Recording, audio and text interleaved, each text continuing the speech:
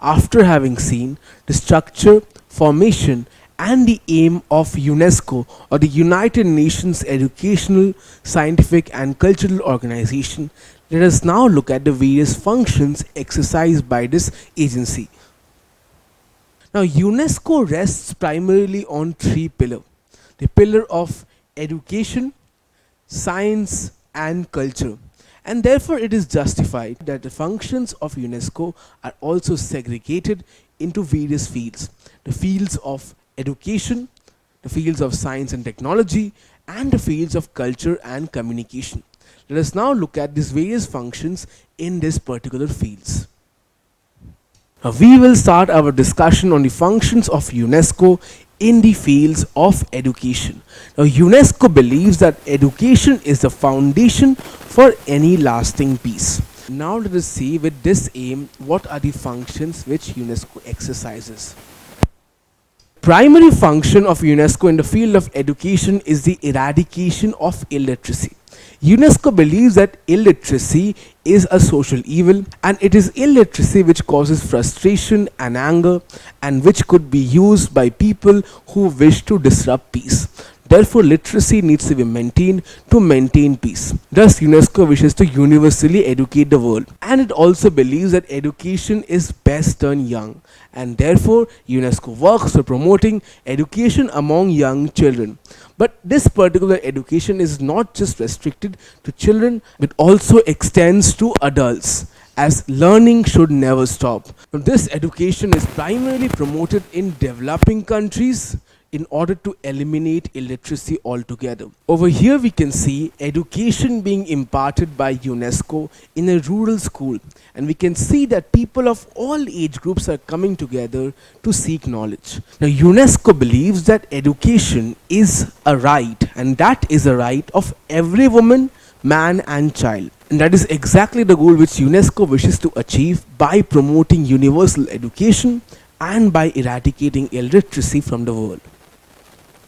In order to seek out the goal of universal education, UNESCO also provides financial assistance to expand and guide education in different countries. But is this particular financing only restricted to conventional means of education? You see, there are many places in the world where technology can reach but a school cannot. In fact, in many places around the world, such as conflict zones, running and maintaining a school is very difficult. In those areas, even the people often cannot go and access school education. In such areas, alternative modes of learning are very important. Therefore, UNESCO makes sure that this particular financial assistance which it is providing to expand and guide education in different countries is particularly for alternative modes of education, such as distance education, open school system, and even virtual education, something which you are being a beneficiary of right now. You see, UNESCO believes that if education can reach your home and even the remotest village in Siberia, then truly #learning never stops. But education has no value as long as it is not for everyone. And this is because often we do not realize the privilege that we hold. The fact that we can go and walk over to school, play sports in the lunchtime, and then come back, not even realizing how much of a privilege that is, especially when compared to a child who might be restricted to a wheelchair. How much of an outsider must that child feel? UNESCO understands the sentiments of that child and countless others, and therefore emphasizes heavily on helping differently abled, disadvantaged, and at-risk children in order for them to get educated by creating a framework for inclusive educational environment. And that is exactly what UNESCO feels, that if everyone has the right to education, everyone should also have the right to be an equal student. Now, UNESCO realizes that for students to study in schools, schools need to exist first, and that is why UNESCO provides funding for the construction of various forms of educational infrastructure such as schools, community colleges, and learning centers. Now, those schools which receive funding from UNESCO are known as UNESCO associated schools. Not only that, UNESCO also looks into the preparation of course materials which the students students or the children study in the form of textbooks. Now UNESCO partners up with UNICEF so that these materials can be properly distributed among children and so that every child has access to these materials. But the establishment of an effective educational infrastructure along with the provision of educational resources is not enough to make sure that a child is being educated. Now let me ask you a question. What is your favorite subject? Is it history? Is it physics? Now think of that particular teacher who made you fall in love with that subject. In fact, if it is history, I really hope it is me. Therefore, we understand that no matter how advanced the classrooms and how illustrated the books are, it is not a complete educational environment as long as good teachers are not there. This is because the educational infrastructure is incomplete without an educational workforce, which is primarily comprising of teachers but not restricted to it. It also includes administrators, the ones who set the rules of a school, the ones who make sure that the school has the best learning environment and also plans the various events which you like about your school. It also includes educational planners who plan what your syllabus would be, how you can inculcate more skills in your program, and also how you can have a holistic education. It is important that an effective educational workforce comprising of teachers, educational planners and administrators get the proper amount of training. And that is what UNESCO facilitates. UNESCO helps in training teachers, educational planners and administrators, and this it primarily does in the field of technical education, which helps teachers, administrators and educational planners to inculcate modern means of educational dissemination. For example, take this smart board. Can you imagine the time of your parents and can you imagine them having something like this in their classroom? Education itself is updating, and not only are students learning from their teachers, but teachers are also updating themselves constantly, and that is done through training, which is mostly facilitated by UNESCO. Now this training is done especially through an international institute of educational planning in Paris. Now this institute imparts theoretical and methodical training. You can see the emblem of the IIEP over here. Now every teacher, administrator or planner could not go to Paris. That is a very valid point. That is why the IIEP acts as a standardization body, which standardizes exactly how educational planning, teaching and administration needs to be imparted all around the world.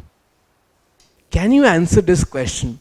Where is the International Institute of Educational Planning of UNESCO situated? Is it in London, in Vienna, in Paris, or is it in Berlin? The correct answer is Paris. The famous novelist Ernest Hemingway once said that there is no friend of man as loyal as a book. UNESCO firmly believes in this ideal. That is why UNESCO aims to inculcate good reading habits, especially among children, in order for them to develop lifelong learning habits so that they can seek refuge to knowledge instead of ignorance in dark times. Now in the modern day we live in, we are getting more and more distant from books. This is because we are distracted by technology. However, UNESCO still stays firm on its ideal, and in order to achieve its aim, it sets up and runs libraries all over the world. Libraries are centers of learning and are a very integral part of the reading experience. UNESCO also organizes occasional book fairs and literary festivals at the national as well as international levels. Over here we can see a poster of the Iowa City Book Festival, which is done in collaboration with UNESCO. Now, not only are these good places to purchase books, they're also forums of cultural interaction and also a source of information, as there are many events in these literary festivals such as panel discussions, debates and various speeches.